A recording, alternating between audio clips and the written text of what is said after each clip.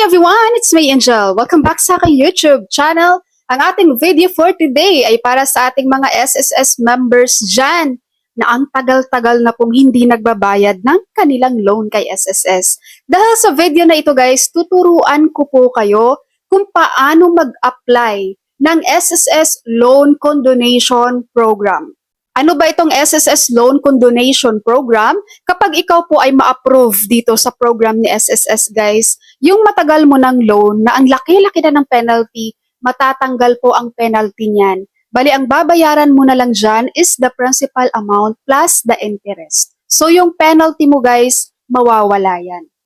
Pero bago tayo mag-proceed kung paano tayo mag-apply online, sino-sino nga ba ang mga member na pwedeng mag-apply sa SSS Loan Condonation Program? Number 1, pasok po dito sa program na ito ang ating mga members dyan na meron na pong past due. Ibig sabihin, ang tagal nang hindi nabayaran ang kanilang loan. Mapasalary loan man yan or calamity loan. Number 2, dapat hindi ka pa po naka-receive ng final benefits katulad ng total, permanent disability, and yung retirement benefits. Number 3, dapat wala kang committed fraud against SSS. And the last one, dapat meron ka pong active SSS account dahil sa online mo po ito gagawin. Paano naman ang terms of payment dito?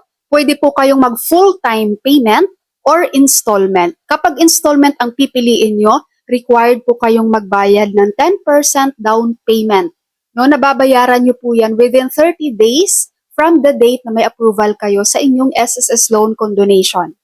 At ang inyong huling katanungan kung kailan kayo makapag-renew ng inyong SSS loan after nyo magbayad sa SSS Loan Condonation, after 3 months lang po from the date na nag-fully paid na kayo ng inyong SSS Loan Condonation. Pero guys, kapag default kayo, ibig sabihin ng default, hindi nyo nasunod ang terms of payment, nagkaroon kayo ng delay sa inyong payment, default na po ang tawag doon. Kapag default kayo guys, after 2 years pa kayo makapag-renew ng inyong SSS loan.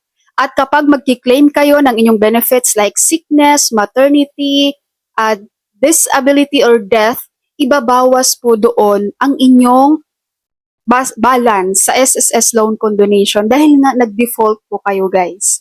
Kaya naman, kapag na-approve po kayo dito sa SSS Loan Condonation, you have to make sure na wala po kayong delay sa payment at sundin nyo po ang payment terms. Mas okay na yung maaga kayong magbayad guys kaysa ma-delay kayo. And now, let's proceed na po kung paano natin gagawin online ang pag-apply ng SSS Loan Condonation Program. Number 1, punta tayo sa Google, i-type lang natin ang SSS Login. Tapos mag-login po tayo sa kanilang portal. Kapag na-input nyo na ang inyong user ID and password, click Sign In.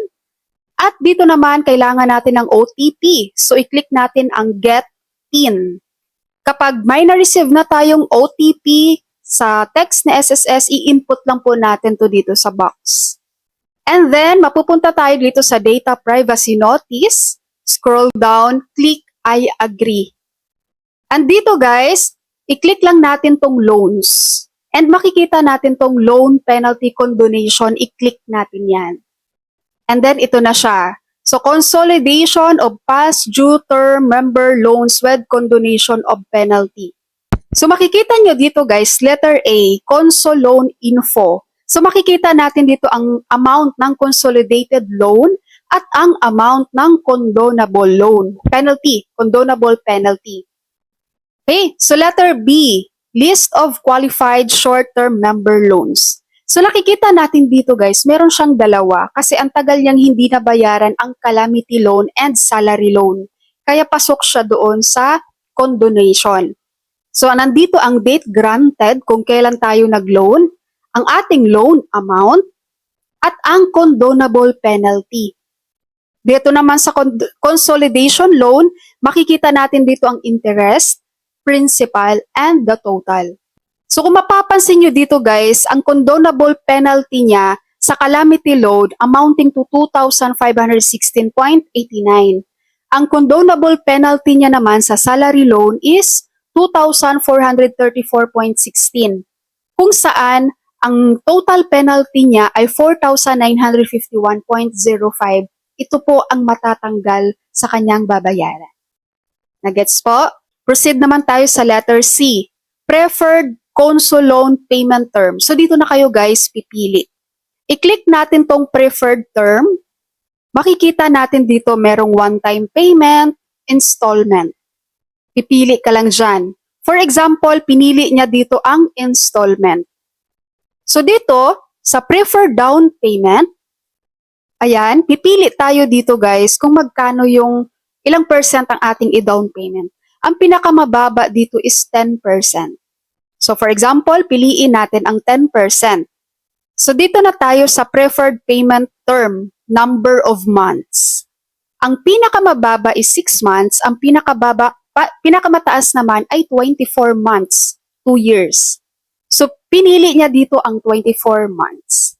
So kumbaga, dito sa terms of payment guys, sa example na nakikita nyo, ang kanyang preferred is installment at babayaran niya within 24 months at 10% down payment. Okay. Now, proceed naman tayo sa letter D. Conso Loan Payment Term Details. So dito guys, matik na to i-compute na ni SSS. Makikita natin dito ang loan amount to 2492, terms in days, due date, condonable penalty. Itong consolidated loan, ito yung down payment guys na 10%. So ito yung kailangan niyang bayaran. 10% down payment amounting to 2,492.95. Okay po? And then, next naman itong restructured loan. So ito na yung installment niya. So makikita natin dito ang remaining loan amount, monthly due, kung magkano ang monthly na babayaran niya guys, kailan siya mag-start ng payment. So ang kanyang first amortization month is April 1, 2025. At ang kanyang first amortization due is May 31, 2025. So dapat ang first payment niya, hindi siya lalagpas ng May 31, 2025 kasi ang due niya May 31, 2025. Pag lumagpas siya dyan guys, wala na. Late na yan, default ka na. Okay? Kaya mas maagang magbayad, mas better. And makikita din natin dito ang last amortization due date, which is for April 30, 2027 kasi 2 years niya tong babayaran. And then, ang condonable penalty niya dito, ito yung 4455.94. So itong 4,455 guys, nakita nyo naman to kanina sa letter A, di ba? Andun yung condonable penalty niya. So ito yung amount na yung mawawala. And of course guys, dapat hindi nyo kakalimutang basahin tong important reminder. Basahin nyo ang important reminders guys para wala kayong maging problema sa konsulo nyo. Kapag okay na kayo dyan sa letter D, naintindihan nyo na ng mabuti yan, i-click nyo po itong I agree to the Conso Loan Program Terms and Condition. Itong box na yan guys. Pag click mo yan, lalabas po ito. Basahin nyo rin to guys. Itong terms and conditions for short-term member loan. So nandito ang coverage the program, effectivity of the program. Andito lahat guys. Kailangan nyo po yung basahin. Hindi ko na isa-isahin kasi mahaba to guys. Pag isa-isahin ko yan masyado na mahaba ang video. So responsibility nyo na yon, basahin tong terms and condition. Pag nabasa nyo na tong terms and conditions guys, pag nabasa nyo na yan, itong nasa taas, nakikita nyo tong confirm. Ayan. So magre-red yan kapag click nyo. Ito. I-click mo yan, confirm. Tapos babalik ka na dito. And then, lalabas tong proceed, i-click mo yung proceed. Tapos ito ka na, may summary ka na guys. Andito na yung summary mo.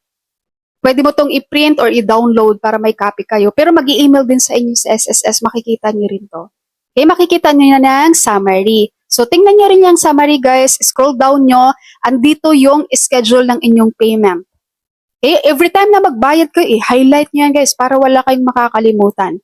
And pagdating sa payment, don't worry guys, no need na bumisita sa SSS para lang magbayad. Pwede po kayong magbayad sa GCash. Alright? Tapos pag okay na po, nakikita nyo to sa babang submit. I-click nyo po ang submit. And then click ulit ang submit.